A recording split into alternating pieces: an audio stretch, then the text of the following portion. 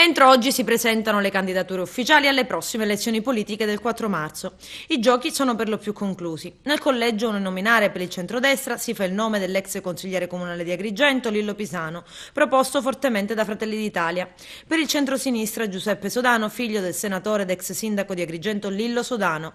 Per il Movimento 5 Stelle un altro Sodano, il cugino di secondo grado, omonimo del candidato di sinistra. Ed ancora non è noto il candidato del movimento di Pietro Grasso Liberi e Uguali. Si era fatto il nome di Pietro Bartolo, medico di Lampedusa, che ha declinato la proposta.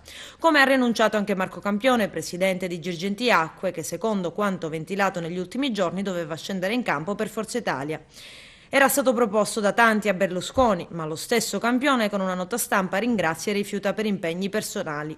Per quanto riguarda i listini, si preannunciano colpi di scena tra mal di pancia e ricorsi anche tra i 5 Stelle.